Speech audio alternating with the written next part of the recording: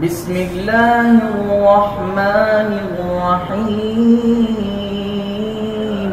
السلام علیکم ورحمۃ اللہ وبرکاتہ۔ بسم اللہ الرحمن الرحیم۔ ان جہنم کانت مرصادا للطاغین مآبا لابسین فیہا احقابا لا یذوقون فیہا بردا ولا شرابا الا حمیما وغساقا جزاء وفاقا انہم کانوا لا یرجون حسابا وکل شیء احصیناہ کتابا وکذبوا بآیاتنا کذابا وکل شیء احصیناہ کتابا فذوقوا فلن نزیدکم الا عذابا۔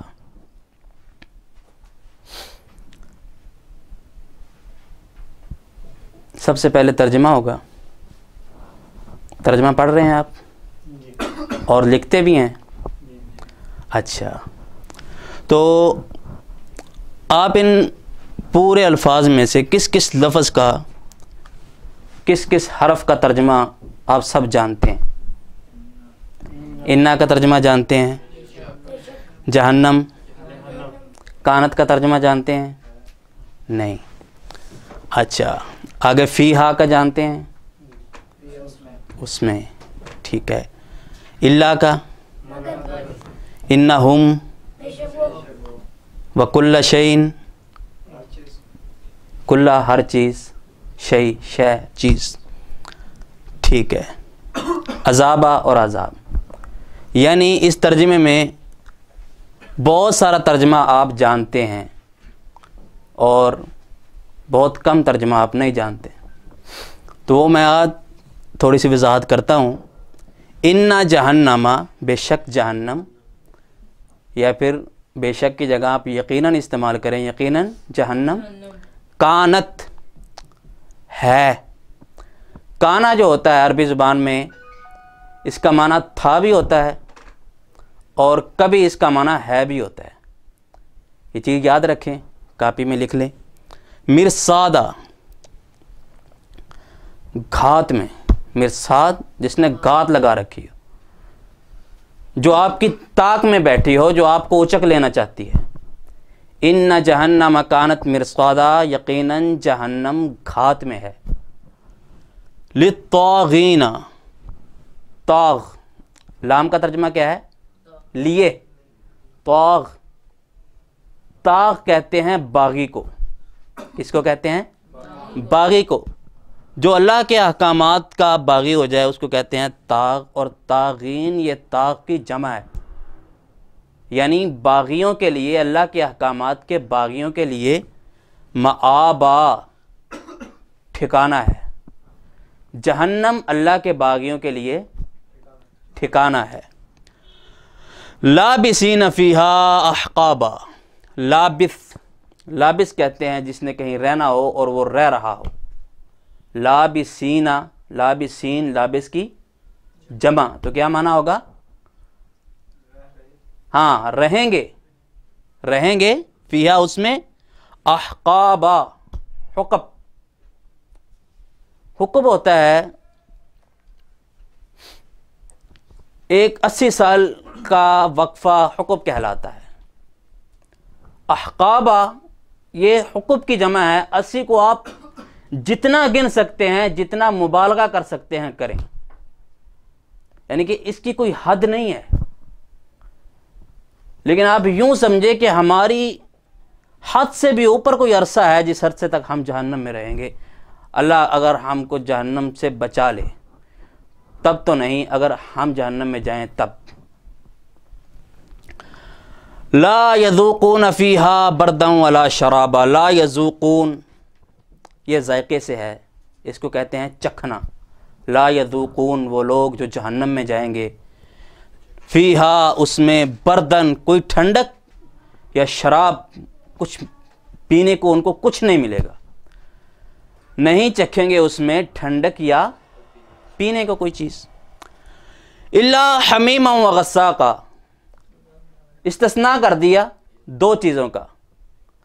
پہلے تو بتلایا کہ نہ کچھ ٹھنڈک کو ملے گا نہ پیاس بجھانے کو کچھ ملے گا، نہ کچھ پینے کو ملے گا، الا مگر ہاں دو چیزیں ملیں گی. کیا؟ حمیم، انتہا سے زیادہ گرم پانی، وغساقا، غساق کہتے ہیں جو جہنمیوں کے جسم سے پیپ اور خون نکلے گا اس کو غساق کہتے ہیں. الا حمیما وغساقا، غساق وہ پیپ اور خون گرم ترین کر کے تو ملے گا، کچھ اور نہیں ملے گا. جزاء وفاقا، یہاں ایک سوال پیدا ہوتا ہے کہ جہنمیوں کو یہ کیوں ملے گا؟ تو اللہ کریم جواب دیتے ہیں جزاء وفاقا. جزا کیا معنی؟ بدلہ. جزا معنی بدلہ. وفاقا، وفاق کہتے ہیں پورا، یعنی کہ جیسا آپ نے گناہ کیا آپ کے گناہ کے بعین ہی مطابق یہ بدلہ ہے، اس سے ہٹ کر نہیں ہے. اگر آپ کہیں کہ میں نے گناہ کم کیا بدلہ زیادہ ملا، نہ، ایسا نہیں، پورا پورا بدلہ ہے. جزاء وفاقا، یہ پورا پورا بدلہ ہے. انہم کانوا لا یرجون حسابا، یہ بدلہ کیوں ہے؟ جہنم کیوں ہے؟ وجہ کیا ہے؟ کیوں یہ جہنم میں جل رہے ہیں؟ کیوں ان کو مار پڑتی ہے؟ انہم کانوا لا یرجون حسابا، یہ گناہ تو کرتے تھے. انہم کانوا لا یرجون حسابا، یقیناً یہ تھے لا یرجون، یقین نہیں رکھتے تھے، حسابا کس کا؟ حساب کا. ان کو خیال نہیں تھا کہ ہمارا حساب بھی ہوگا. گناہ کیا، بالکل ذہن میں خیال نہیں آیا. برائی کی، خیال نہیں آیا. برا کام کیا، بالکل ذہن میں بات ہی نہیں گئی. کچھ تو یہ ہیں. اور ایک دوسری قسم ہے، وہ کون ہے؟ وہ کون ہے؟ جھوٹ بولتے ہیں. ہاں، تو جو حساب کا یقین نہیں رکھتے. ایک ہے عمل کے ذریعے، عمل تو کرتے ہیں، دل میں کبھی خیال نہیں آتا. کچھ لوگ وہ ہیں جو مانتے ہی نہیں، جو جنت اور جہنم کو مانتے ہی نہیں، کہتے ہیں کہ مریں گے اور مٹی ہو جائیں گے. تو ان کے بارے میں بھی کہا کہ انہم کانوا لا یرجون حسابا، تم نہیں مانتے تھے تو اب تو ماننا پڑے گا نا آپ کو. انہم کانوا لا یرجون حسابا وکذبوا بآیاتنا کذابا، وکذبوا وہ تکذیب کرتے تھے بآیاتنا ہماری آیات کی، کذابا بہت زیادہ تکذیب. قرآن مجید نازل ہوا اور یہ تکذیب کرنے لگے. رسول اللہ کہتے ہیں کہ مسلمان آؤ اللہ کی طرف آ جاؤ، ایک اللہ کی توحید کی طرف آ جاؤ، تو یہ تکذیب کرتے. کہتے کہ ہم ہزاروں سے مانگتے ہیں، ہزاروں بھی ہمارا کام پورا نہیں کرتے، تو ایک اکیلا کیسے پورا کرتا ہوگا؟ اور کچھ بدبخت ایسے ہیں کہتے ہیں کہ اللہ ہے ہی نہیں، یہ زمین، یہ فلک، سب کچھ ویسے کا ویسا بن گیا، اندھی طاقتوں نے اس کو بنا دیا. جدید دور کا ملحد یہ کہتا ہے. تو وَكُلَّ شَيْءٍ أَحْصَيْنَاهُ كِتَابًا، ہر چیز کو احصیناہ ہم نے لکھ رکھا ہے. احصینہ کا معنی ہوتا ہے شمار کرنا. تو یہاں معنی کریں گے ہم نے لکھ رکھا ہے. کتابہ کتاب میں یعنی لوح محفوظ میں. لوح محفوظ نے یہ سب کچھ اللہ نے پہلے لکھ رکھا ہے کہ جہنم ہے، کچھ لوگ باغی ہوں گے اور جہنم میں رہیں گے، کچھ ان کو نہیں ملے گا، ان کا پورا پورا بدلہ ہے.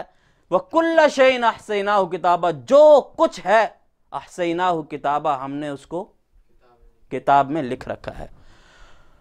پھر اللہ ان سے کیا کہیں گے؟ فَذُوقُوا فَلَن نَّزِيدَكُمْ إِلَّا عَذَابًا. فَذُوقُوا، ذوقو کیا معنی کرنا ہے؟ ہم نے لا یذوقون پیچھے یہ معنی ہم نے پڑھا، اسی کا یہ ہے امر. ذوقو چکھو، فلن نزیدکم، تو ہرگز نزیدکم ہم آپ کو زیادہ نہیں کریں گے، الا عذابا، ہاں مگر عذاب میں. مطلب کہ جیسے جیسے وقت گزرتا جائے گا آپ کا عذاب بڑھتا بڑھتا بڑھتا بڑھتا چلا جائے گا. احباب کرام، یہ ترجمہ تو یقیناً آپ کو سمجھ آ گیا ہوگا. اب میں کسی دوست سے کسی آیت کا ترجمہ پوچھ سکتا ہوں؟ انہم کانوا لا یرجون حسابا، پیارے بھائی آپ بتائیں. کریں کچھ نہیں ہونے والا. جی ماشاءاللہ. آگے. اچھا شروع سے کر رہے ہیں, ٹھیک ہے کریں کریں. جی مرصادہ گھات میں. اچھا نہیں, وہ طاق میں بیٹھی ہے, آپ کو مطلب ڈھونڈ رہی ہے, جب آپ پکڑے جائیں تو پھر آپ کو لے کے اندر چلی جائے, اچک لے گی آپ کو. للطاغین مآبا. اچھا ترجمہ تو پھر آپ کو بعد میں یاد کرنا پڑے گا. ترجمہ یاد کرنے کا طریقہ بہترین یہ ہوتا ہے کہ جب آپ پڑھ رہے ہوں تو الفاظ کو سن لیں, اس کے بعد فوری طور پر اس کو ذہن میں دہرانا شروع کر دیں. اس کو کہتے ہیں استحضار. کیا کہتے ہیں؟ استحضار. سمجھتے ہیں کیا ہوتا ہے؟ کسی چیز کو ذہن میں دہرانا. جب آپ کسی چیز کو ذہن میں دہراتے ہیں تو آپ کو یاد ہو جاتی ہے. اور سکول کی پڑھائی ہو, مدرسے کی پڑھائی ہو, قرآن ہو, یا جو بھی کام آپ کا اہم ہوتا ہے, اگر آپ استحضار کرتے ہیں اس کام کو, اس پڑھائی کو ذہن میں دہراتے ہیں, کوشش کرتے ہیں ذہن میں دہرانے کی, تو آپ کو وہ چیز فوری یاد ہو جاتی ہے. اگر آپ دہراتے نہیں ہیں, پڑھا پھر یاد کیا, رٹا لگایا, تب ایک دفعہ تو یاد ہوگی, لیکن آہستہ آہستہ آہستہ بولتی چلی جائے گی. آپ مسلسل دہراتے رہیں, استحضار کریں. اور استحضار کا دوسرا فائدہ یہ ہوتا ہے کہ جس چیز کا بندہ استحضار کرتا ہو وہ چیز عین وقت پر یاد آ جاتی ہے. مثلا جب میں جھوٹ بولنے لگا ہوں تو میں ذہن میں استحضار کرتا ہوں کہ یار میں جھوٹ بول رہا ہوں, کوئی چیز تو نہیں جو مجھے روکنے والی ہو جھوٹ سے. تو فوراً ایک یہ آیت لپک کے آپ کے ذہن میں آئے گی, کہے گی ان جہنم کانت مرصادا للطاغین مآبا, کہ جہنم آپ کے گھات میں بیٹھی ہے, جھوٹ سے رک جائیے. لابسین فیہا احقابا, وگرنہ ہم اس میں بہت دیر تک رہیں گے. جب آپ کوئی برا کام کرنے چلے ہیں, عین قریبی لمحوں میں آپ کو یہ آیت یاد دلا دیتی ہے کہ ان للطاغین مآبا لا یذوقون فیہا بردا ولا شرابا. میں یہاں شراب پینا چاہتا ہوں, شراب پینے سے پہلے میرے ہونٹوں تک شراب آئی ہے, تو یہ مجھے آیت روک دے گی کہ لا یذوقون فیہا بردا ولا شرابا. اگر میں نے یہاں پہ شراب چکھ لی تو وہاں پہ شراب, وہاں پہ میٹھا پانی نہیں ملے گا. استحضار کریں. آپ کو سبق یاد ہوگا, ترجمے کا استحضار بہت ضروری ہے. جتنا آپ ترجمہ پڑھتے ہیں, اگر آپ استحضار کرتے رہیں گے تو ایک وقت آئے گا, 1 ماہ 2 ماہ بعد آپ خود محسوس کریں گے کہ بہت کم 1 2 یا 3 لفظ ایسے آپ کو پورے ترجمے میں سبق میں ملیں گے جن لفظوں کو آپ نہیں جانتے ہوں گے, وگرنہ اکثر وہی لفظ ہوں گے. تو آج کے بعد استحضار کریں گے نا انشاءاللہ. سب دوست اسکول کی پڑھائی میں بھی استحضار کریں, جو آپ کی پڑھائی ہے اس کو استحضار کریں, سوچو بچار کریں, سوچیں, سوال پیدا کریں, اس سوال کا جواب خود ڈھونڈیں, خود نہیں ملتا کسی سے پوچھیں, مسلسل سوچتے جائیں, فوکس کریں ایک چیز پر. جس چیز پر آپ فوکس کرتے ہیں وہ چیز آپ کی زندگی کا, آپ کے مزاج کا حصہ بن جاتی ہے. تو اس سبق میں کچھ اہم مباحث ہیں, کچھ عقیدے کی باتیں ہیں, وہ بھی سنتے چلیے. ان جہنم کانت مرصادا. جہنم, پہلی بحث ہے جہنم, جنت اور جہنم کا تصور. جنت بھی موجود ہے اور جہنم بھی موجود ہے, اس سے انکار نہیں کیا جا سکتا. آج کا ملحد اس سے انکار کرتا ہے, اور بعض لوگ جو بظاہر کہتے ہیں کہ ہم قرآن کو مانتے ہیں, وہ بھی جنت اور جہنم کا انکار کرتے ہیں. تو اہل السنہ والجماعہ, اہل السنہ نہ کہیے بلکہ مسلمانان امت کا رسول اللہ صلی اللہ علیہ وسلم کے دور سے لے کر آج تک یہ عقیدہ چلا آ رہا ہے کہ جنت بھی ہے اور جہنم بھی ہے.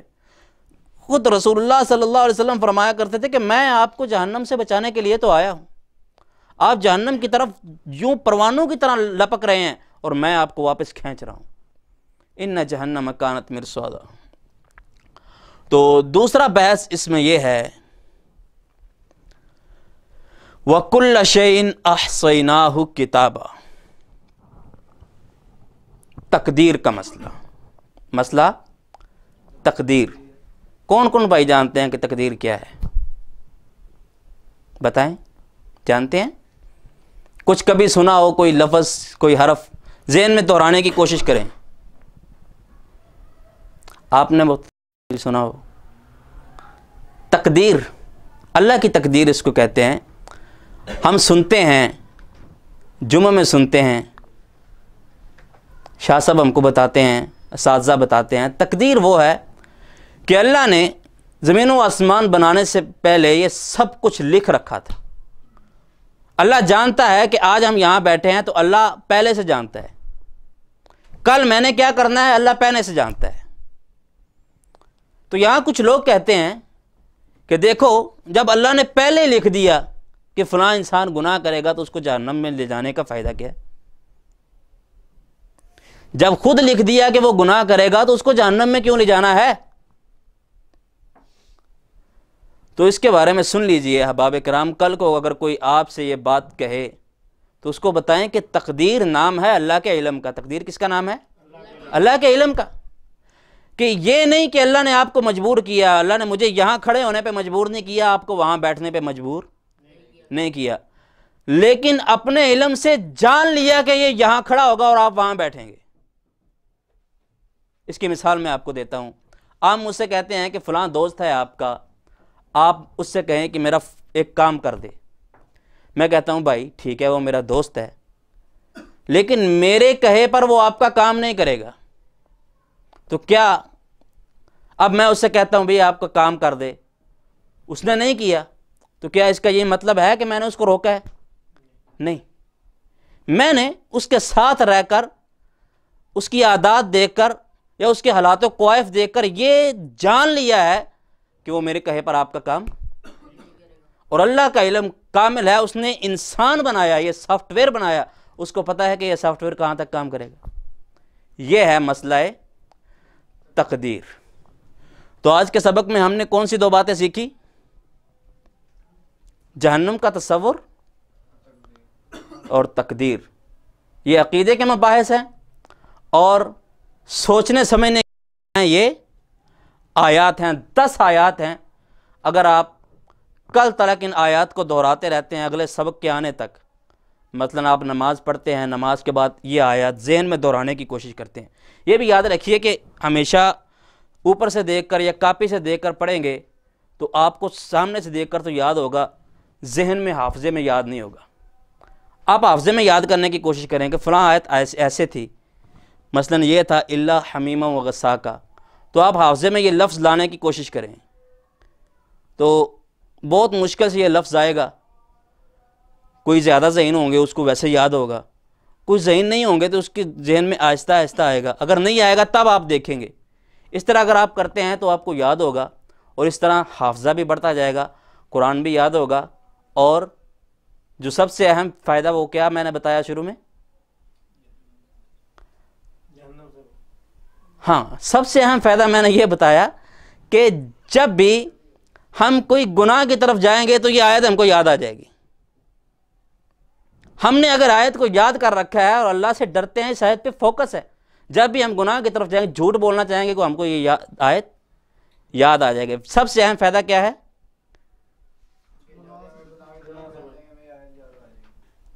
جی تو آج کے لیے اجازت. السلام علیکم ورحمۃ اللہ وبرکاتہ. یہ 2 باتیں یاد رکھیے اور ترجمہ کوشش کیجیے ذہن میں دہرانے کا. اللہ ہمارا حامی و ناصر ہو. السلام علیکم ورحمۃ اللہ.